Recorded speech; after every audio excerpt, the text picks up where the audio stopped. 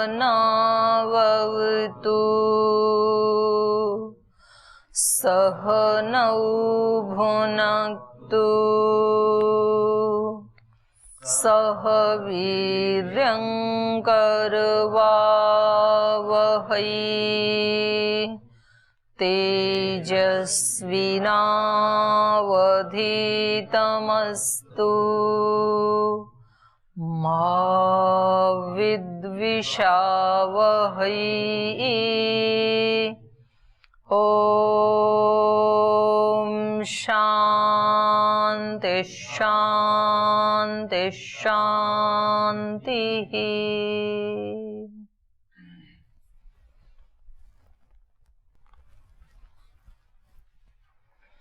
कल क्या प्रसंग चल रहा था, कौन बताएंगे?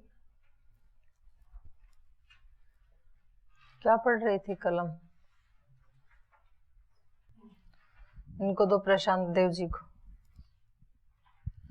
ये किसी से भी पूछ सकती हूँ मैं।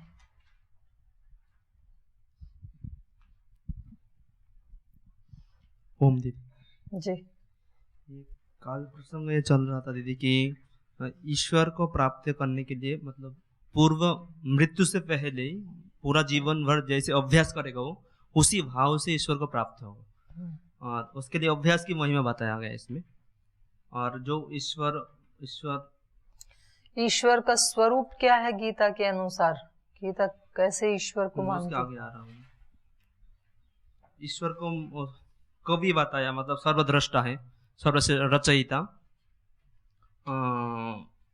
पुराना मतलब अनादि है, और सबके ऊपर अनुशासन करने वाला, शासन करने वाला जो, और जो अणु से सूक्ष्म से भी सूक्ष्म है, मूल प्रकृति सूक्ष्म है, उससे भी और भी ज्यादा सूक्ष्मतम है, और सब समय उसको जिसको मतलब स्मरण करने योग्य है, जो और सर्वत्र व्यापक है, और आदित्य वर्ण में मतलब तेज स्वरूप है, ज्योति स्वरूप है, और तमस से मतलब कोसों दूर में है, जो वो जो जिसमें प्रकाश है उसमें अंधेर तो रहेगा ही नहीं। और जो भक्त उस ईश्वर की मृत्यु से पूर्व अपने ध्यान को भ्रूमध्य में स्थिर करके ईश्वर की जो ओम नाम है, जिस अर्थ से ईश्वर को स्मरण करते हैं, प्रयाण काले वो उसी रूप में ईश्वर को प्राप्ति होता है। और जो वेदविद लोग, जो वेद को जानने वाला व्यक्ति ईश्वर को अविनाशी बोलते, अक्षर ब्रह्म।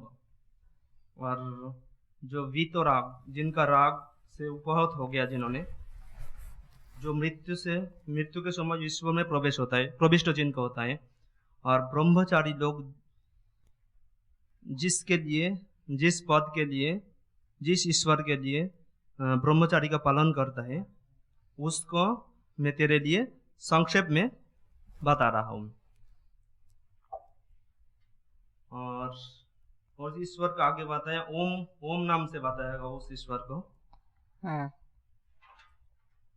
और उस ईश्वर को जो मृत्यु के समय जो योगी, जैसे योग दर्शन में बताया, तज्जपस तदर्थ भावनम, तो ईश्वर की अर्थपूर्वक भाव से, जिस भाव से ईश्वर को स्मरण करके अपना शरीर को त्याग करता है, वो ईश्वर को उसी रूप में उसको प्राप्त होता है। और अंतिम में 14 नंबर में बताया,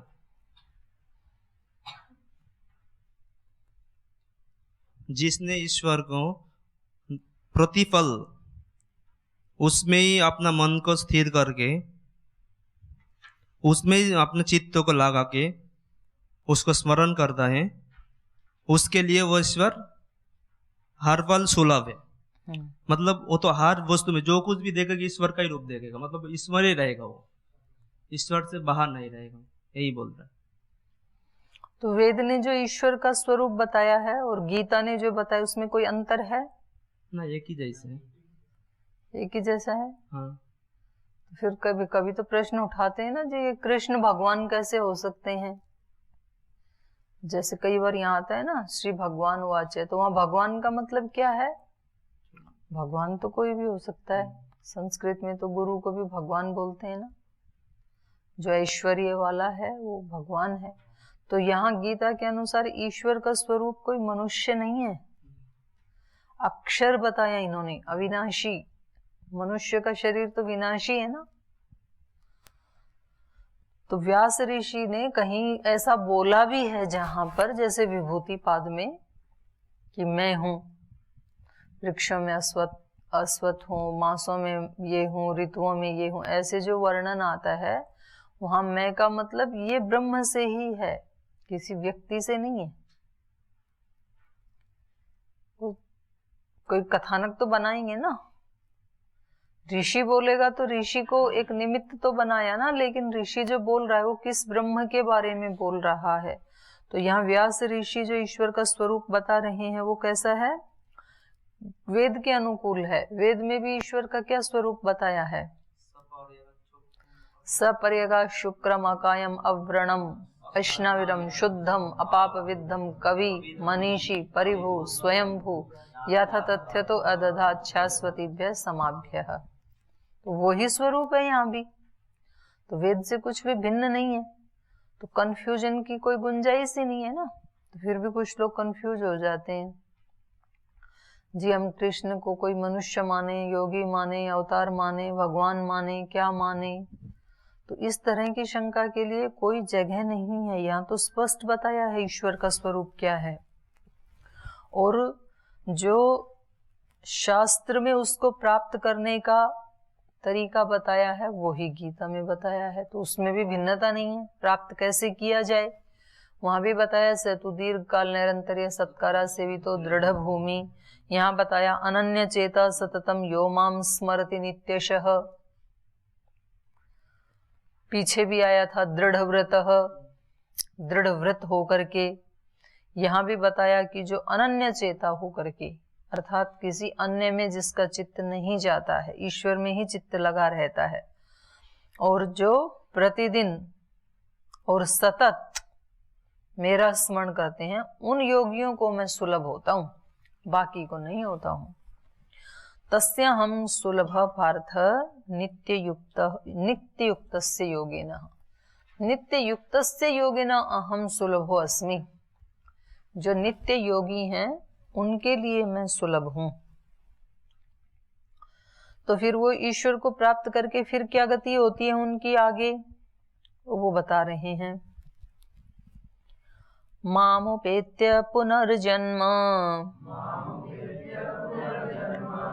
दुःखालयम् अशाश्वतम् नाप्नुवन्ति महात्मानः संसिद्धिं परमां गताः आब्रह्म भुवनाल्लोकाः पुनरावर्तिनो अर्जुनः मामुपेत्य तु कौन्तेय पुनर्जन्म न विद्यते सहस्रयुगपर्यन्तम् अहर्यद्ब्रह्मणो विदुः रात्रिं युगसहस्रान्ताम् तेहोरात्रविदो जनाः अव्यक्ताद् व्यक्तयः सर्वा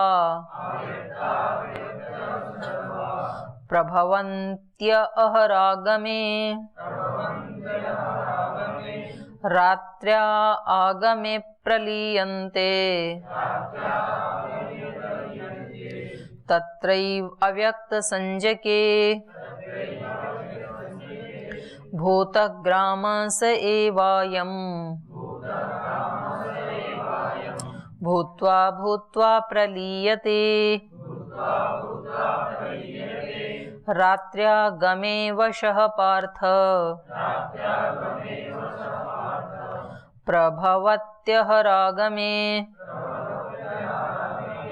परस्ततस्मात्तु भावो अन्यो व्यक्तो व्यक्तात् सनातनः यह स सर्वेषु भूतेषु नश्यत्सु न विनश्यति। तो कल इन्होंने उस ईश्वर को प्राप्त करने का पहले उपाय बताया कि सारी इंद्रियों को अपने संयम में करके, सर्व द्वाराणि संयम है, मनो हृदय निरुद्ध च मूर्धनि आधाय आत्मन प्राणमास्थितो योग धारणाम ओम इति एकाक्षरम ब्रह्म व्याहरन माम अनुस्मरम यह प्रयाति त्यजन देहम सयाति परमाम गतिम अनन्य चेता सततम यो माम स्मरति नित्यशः तस्य हम सुलभ पार्थ नित्य युक्तस्य योगिनः।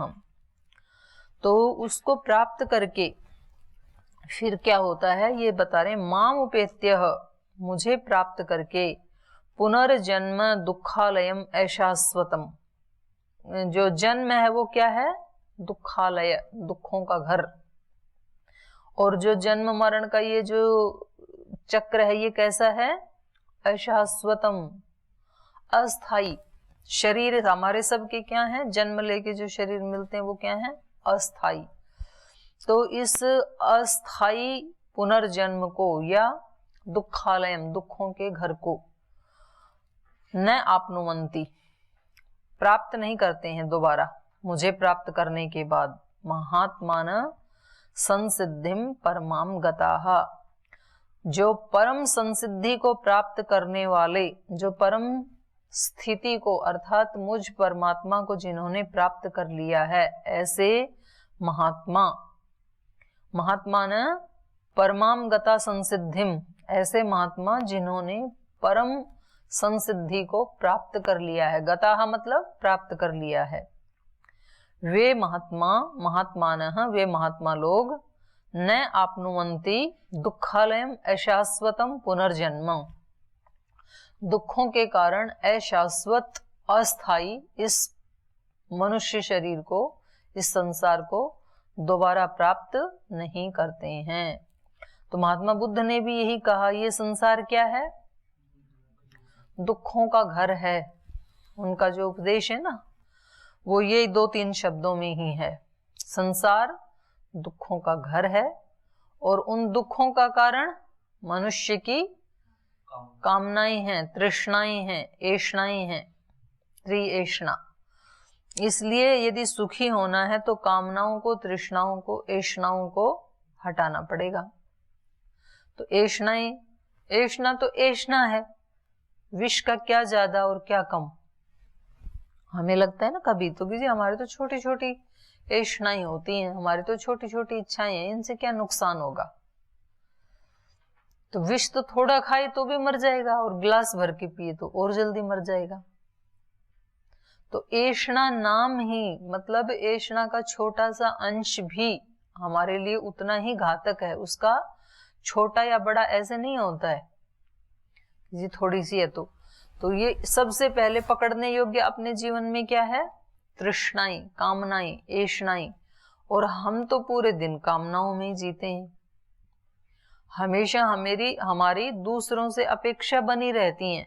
तो कभी कभी तो हम स्थूल रूप से बोल देते हैं, कभी झगड़ा होता है ना किसी के साथ तो बोल देते हैं कि आप ऐसा नहीं करते हो, इसलिए हमें गुस्सा आता है।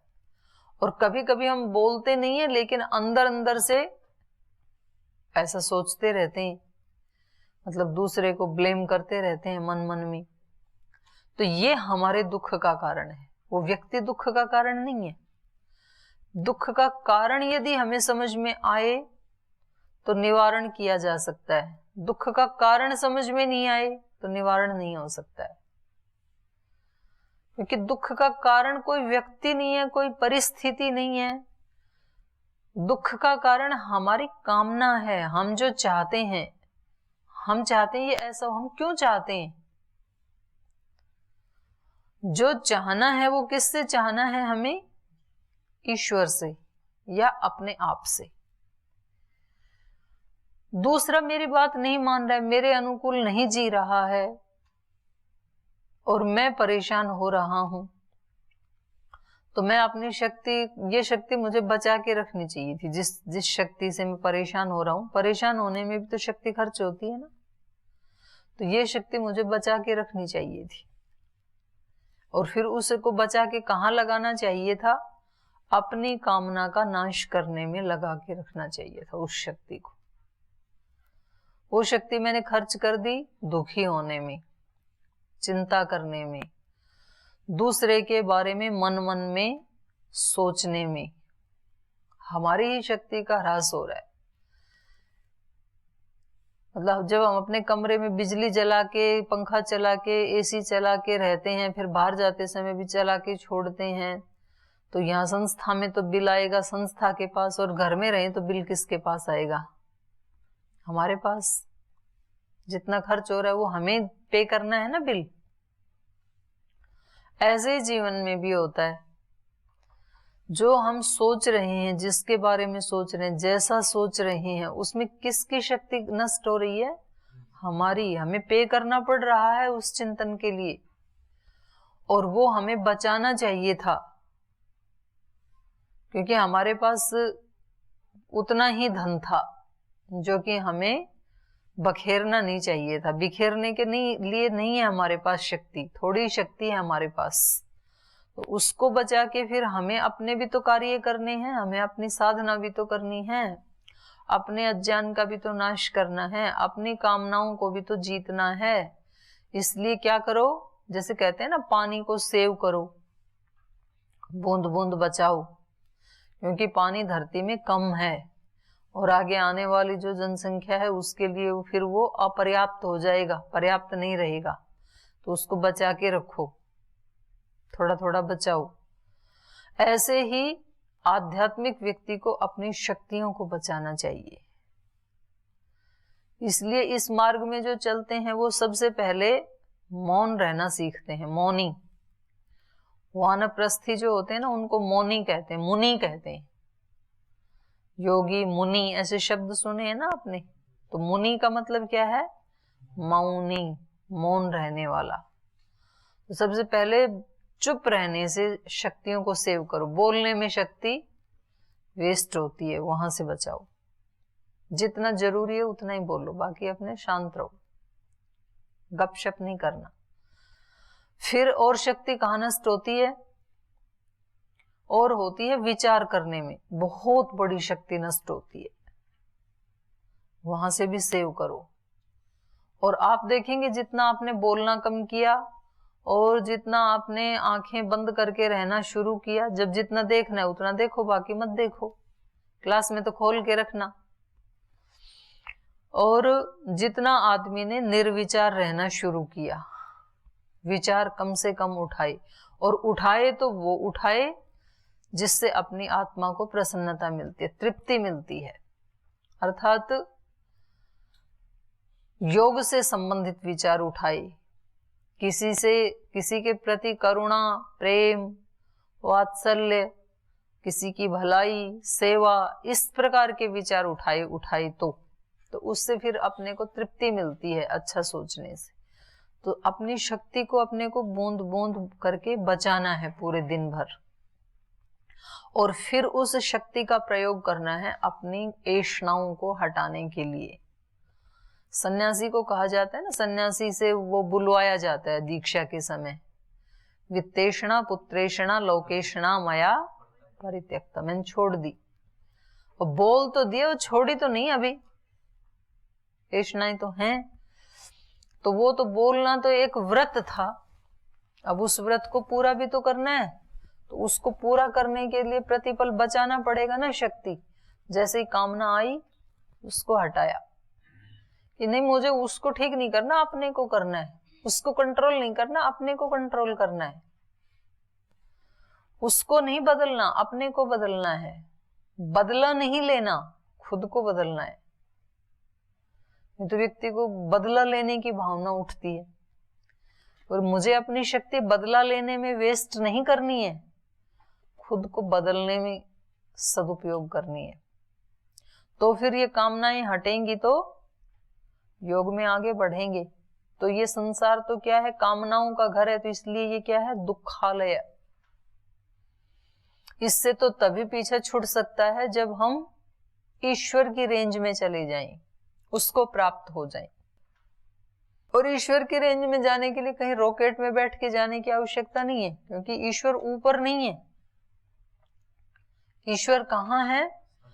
हमारे पास ही है, हमारे सबसे नजदीक ईश्वर ही है, हमारी आत्मा के पास ही है, अंदर ही है और बाहर भी है। आंख खोलेंगे तो भी वही दिखेगा, आंख बंद करेंगे तो भी वही दिखेगा, क्योंकि उसके अलावा और कुछ है ही नहीं। और वो कोई ऐसा स्थान नहीं है जहां वो उपलब्ध ना हो, सर्वत्र वो उपलब्ध ही है।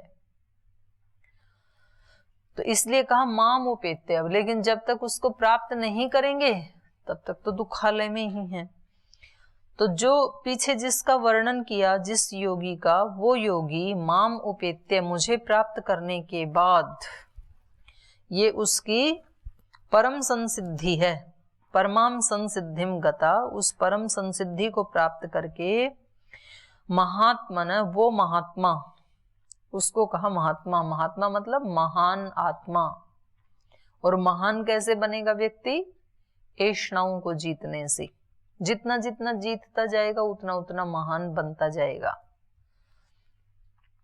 आलस्य को जीतना होता है तो आलस्य तो पीछे रहता ही है, तो सुबह उठते हैं तो आलस्य को हम पराजित कर देते हैं, और सुबह सोए रह गए तो आलस्य ने हमें पराजित कर दिया। जब मन कहता है कि आज तो छुट्टी मार लेते हैं, मैं बता देता हूं आज मेरी तबीयत ठीक नहीं है, तो फिर प्रमाद ने आपको जीत लिया और आप कहते हैं नहीं मैं असत्य नहीं बोल सकता हूं, मैं जाऊंगा, तो फिर आपने उस प्रमाद को जीत लिया। तो ये तो चलता है युद्ध। कल आया था ना, माम अनुस्मर युद्ध च, मुझे स्मरण भी करता रहे और युद्ध भी करता रहे, तो वो फिर दोबारा नहीं आते हैं। ये परम गति है। और बाकी के जो वापस आते हैं तो उनके लिए बताया आ ब्रह्म भुवना लोका पुनरावर्तिनो अर्जुन माम उपेत्य तु कौन्तेय पुनर्जन्म न विद्यते। जो मुझे प्राप्त नहीं करते हैं तो भले ही उन्होंने ऊंची साधना करके ब्रह्मलोक को भी क्यों ना प्राप्त कर लिया हो।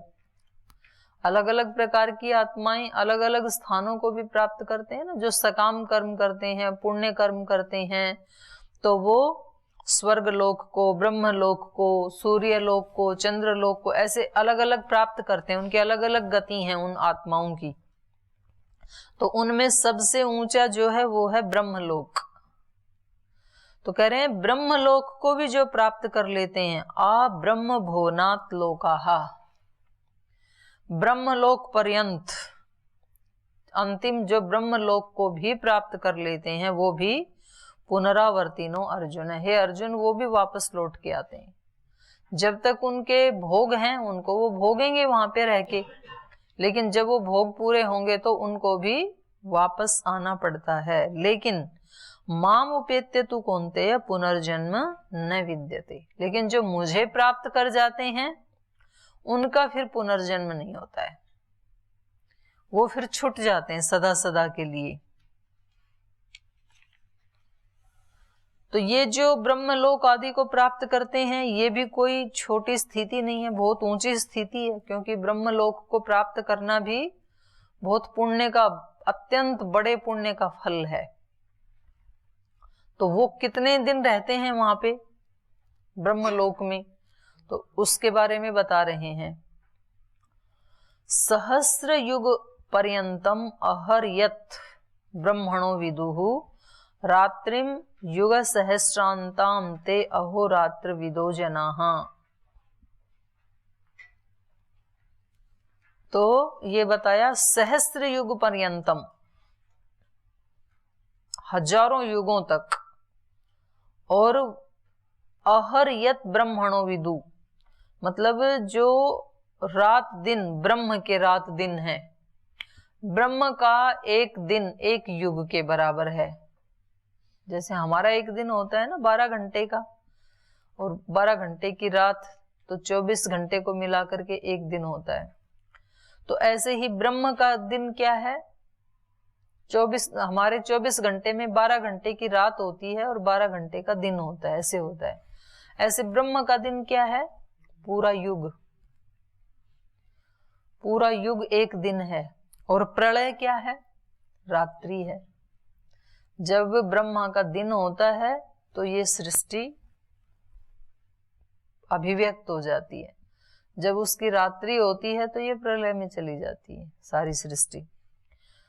तो ऐसा तो उसका एक दिन, एक युग एक दिन, और उस ब्रह्म के ब्रह्मणो विदुः ब्रह्मणो सहस्र युग पर्यंतम, ऐसे उस ब्रह्म का एक दिन, फिर उस ब्रह्म का एक महीना, फिर उस ब्रह्म का एक वर्ष, फिर उस ब्रह्म के 100 वर्ष, फिर उस ब्रह्म के हजारों वर्ष। तो कितना लंबा समय है ना, बहुत लंबा समय है। तो ऐसे सहस्र युग पर्यंतम अहर ब्रह्मणो विदु, ऐसे ब्रह्म के हजारों युग पर्यंत, हमारा एक युग उसके एक दिन के बराबर है, तो उसका युग कितना लंबा होगा, एक ही युग बहुत लंबा होगा ना। युग में तो बहुत सारे वर्ष आते हैं, जैसे कलयुग है तो कलयुग में कितने वर्ष हैं, कितना काल है कलयुग का, 4,32 करोड़ वर्ष। तो अभी तो कितने बीते हैं कलयुग के, लगभग 200 करोड़ वर्ष बीते हैं अभी तो, और टोटल हैं कितने, 4,32 करोड़। तो ये तो सबसे छोटा है कलयुग, तो इससे फिर तो जस्ट बड़ा कितना 8,64,000 वाला फिर द्वापर है, फिर त्रेता है, उससे भी डबल, उससे भी डबल फिर सतयुग है। ऐसे हैं ये। तो हमारा एक वर्ष में 365 दिन, और फिर हमारे 100 वर्ष में कितने दिन होंगे, तो हमारा ही काल कितना लंबा है, और ब्रह्म का काल कितना है, एक युग एक दिन, और उस ब्रह्म के सहस्रों वर्ष। तो मतलब ये हमारी मनुष्यों की गिनती यदि हम गिने तो ये अनंत हो जाता है, हमारी गिनती फेल हो जाएगी ब्रह्म के हजारों वर्ष गिनने में। तो इतना ही कह सकते हैं कि अत्यंत लंबा काल है वो। सहस्रयुग पर्यंतम अहर्यत ब्रह्मणो विदु रात्रिम युग सहस्रांताम, और वैसे ही फिर उतनी ही रात्रि, जितना काल दिन का है उतना ही काल रात्रि का है। तो प्रलय में भी वो ईश्वर में रहेंगे, और दिन के समय युग, हजारों युगों तक भी ब्रह्म में ही लीन रहेंगे, हजारों ब्रह्म के युगों में भी ब्रह्म में लीन रहेंगे, और ऐसे ही हजारों युग ब्रह्म की रात्रि में भी वो वहीं रहेंगे। ते अहोरात्र विदो जनाः, तो वो रात दिन को जानने वाले जन, वो क्या करते हैं, फिर वो ईश्वर की उपासना करते हैं, जो ये जानते हैं कि भाई ये ठीक है, पुरुषार्थ तो है, क्योंकि प्रतिपल व्यक्ति को क्या करना पड़ता है, अपनी इच्छाओं को मारना पड़ता है, प्रतिपल उसको युद्ध लड़ना पड़ता है। श्री अरविंद का जो पथ का विधान है ना, पढ़ाया था मैंने एक बार, आप लोगों को नहीं पढ़ाया था, लाइब्रेरी में से पुस्तक लेके उसको पढ़ लेना, बहुत सुंदर उन्होंने वर्णन किया। तो सारा वर्णन बाहर का ही है। वो कहते हैं कि वहां पर अनंत चढ़ाइयां हैं, और बहुत तीखी गहरी उतराइयां हैं, और एक एक कदम बढ़ाना एक लंबा युद्ध लड़ने जैसा होता है साधक के लिए, जो वास्तव में साधक मतलब जागरूक, प्रतिपल जो जागरूक है। तो बहुत लंबा है ये, और आप बहुत हिम्मत करके एक चीज को जीत पाएंगे, एक पहाड़ी की एक ऊंचाई पर चढ़ पाएंगे, और आपको लगेगा कि बस ये अंतिम है, इतना यदि मैंने कर लिया तो काम खत्म हो जाएगा मेरा। और जैसे ही आप उस चोटी पे चढ़ेंगे तो उसकी जैसी आपको हजारों चोटियां और दिखेंगी, फिर उससे भी ऊंची। फिर आप हिम्मत करके उन पे चढ़ेंगे, आपको लगेगा कि ये अंतिम है, और बहुत पुरुषार्थ करके वहां चढ़ेंगे तो उससे भी हजारों अनंत ऊंची चोटियां और दिखेंगी। तो ये आप हिमालय में चढ़ें तो आप इसका बाह्य अनुभव कर सकते हैं, स्थूल अनुभव। जब आप ऋषिकेश से चढ़ना शुरू करेंगे ना, तो आपको लगेगा देखो ये कितना ऊंचा पहाड़ है, इस पे मुझे चढ़ना है, ये रास्ता है। और जब वहां चले जाएंगे तो गंगोत्री के पहाड़ तो बहुत ऊंचे दिखाई देंगे फिर।